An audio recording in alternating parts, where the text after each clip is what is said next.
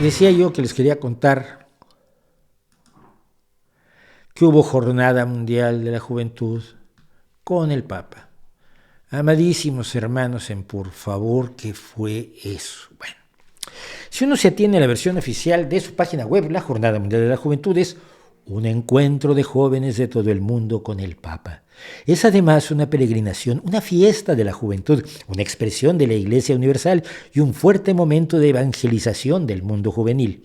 Se presenta como una invitación a una generación determinada en construir un mundo más justo y más solidario. Ajá.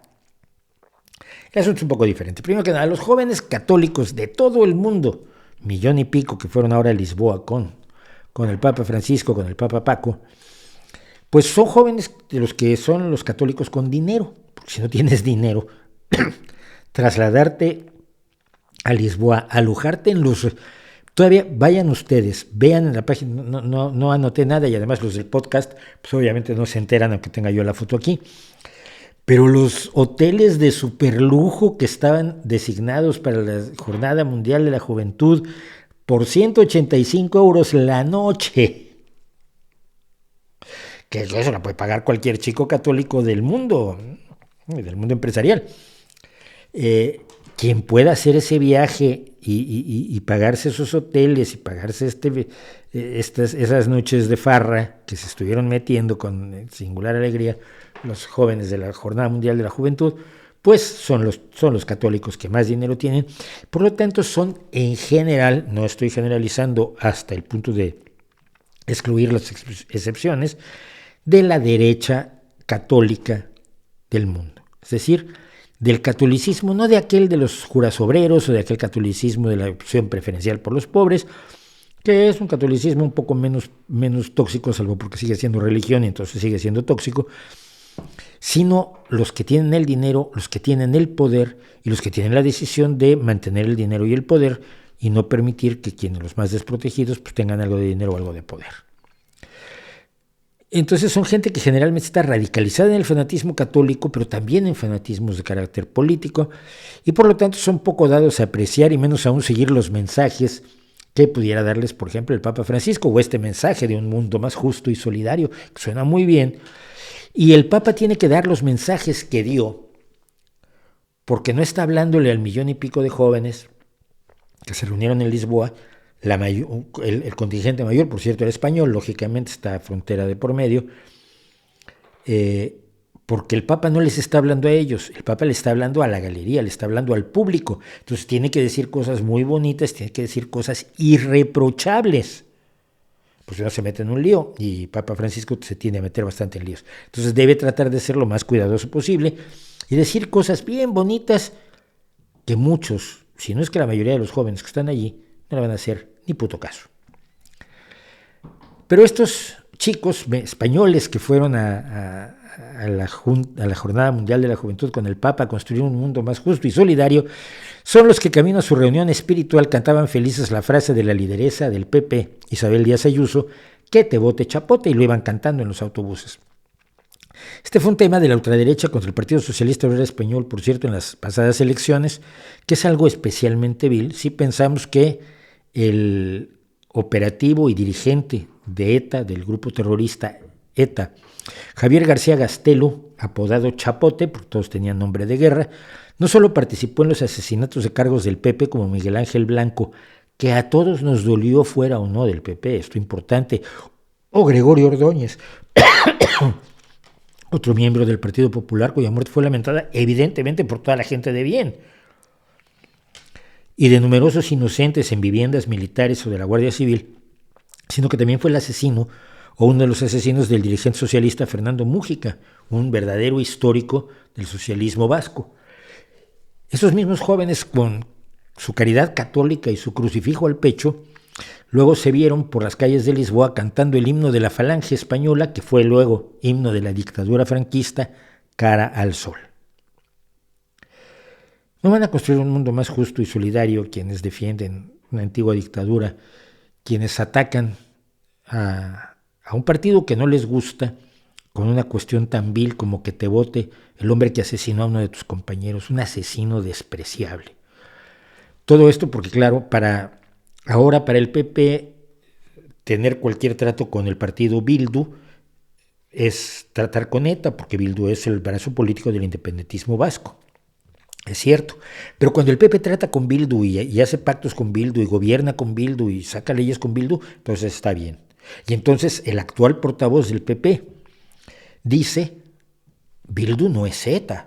Y todo el mundo, ay, le aplaude. Ay, qué bien que dijo que Bildu no es ETA. Lo dijo Montoro y lo dijo ahora se me olvida el nombre.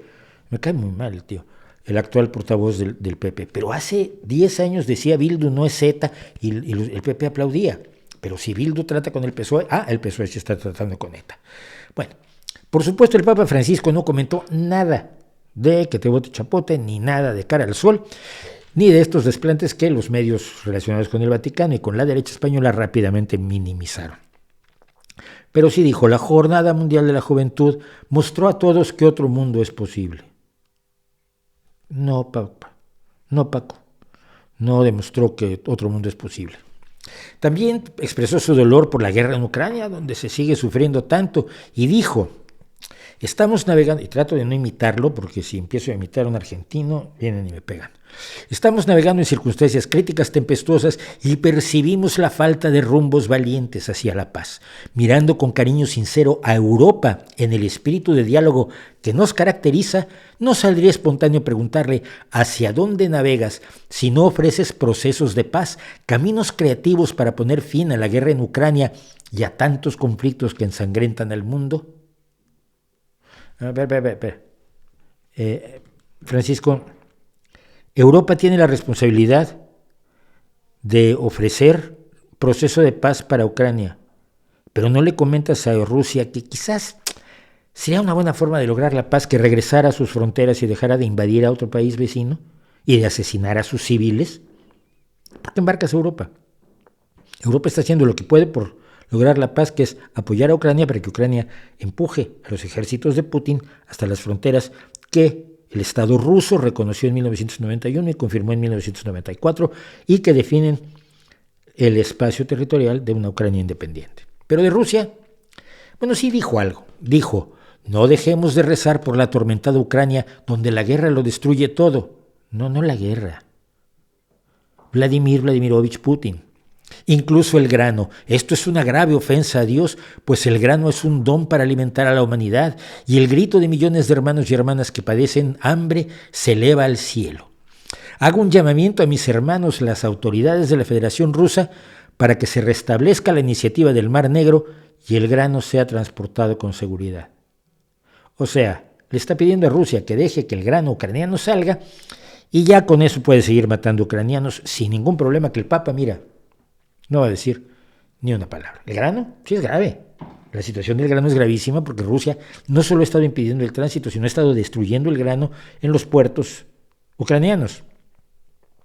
600,000 toneladas la última vez que revisé. Pero lo más grave es que Rusia está matando civiles inocentes todos los días en sus ataques contra blancos no militares. Y Francisco, una de las personalidades mundiales a las que se escucha hasta cuando tose, no dice nada. También, por supuesto, dice que está equivocada el fácil acceso a la muerte, una solución más de conveniencia que parece dulce pero que es más amarga que las aguas del mar. ¿Tú crees que la gente que pide morir porque ya no puede más encuentra amargo el liberarse de su sufrimiento? Lo que haces con un perro, lo que haces con un caballo, lo que haces con un gatito, que es impedir que sigan sufriendo innecesariamente, no se lo das a un ser humano por las creencias en lo que dice un libro de cuya fiabilidad se vale dudar muchísimo. Y finalmente, el Papa habló con víctimas de la pederastia de la Iglesia. Dijo que estas personas siempre deben sentirse acogidas y escuchadas. Hombre, y sería bueno que tuvieran justicia también. Dice él, me hace bien escuchar a las víctimas porque me hace que me haga cargo de este drama. Aunque ha observado que sobre los abusos en Portugal los números se han agrandado por los comentarios. O sea, que si violan a 1,000 niños está bien, pero si ya dicen que son 4,000, esto es una exageración. O sea, 4,000, 1,000 o 1 son un delito igual de grave. No se agranda por los comentarios. Dice que la realidad es que la Iglesia lo está llevando bien y esto le deja tranquilo. Y al dejarlo tranquilo siguen cubriendo a decenas o centenares o probablemente miles de pederastas ensotanados que están siendo protegidos por la Iglesia, que el Vaticano está pagando de acuerdos con las víctimas para que no los lleven a juicio y que se niega a entregarlos a la justicia, a entregarlos a la policía, a entregarlos a los juzgados, a entregarlos a los tribunales. Pero eso sí, Francisco ha querido recordar que el 42% de los abusos a menores se dan en el ambiente familiar, sí, lo cual es una enorme tragedia, pero no minimiza en nada el porcentaje que fuere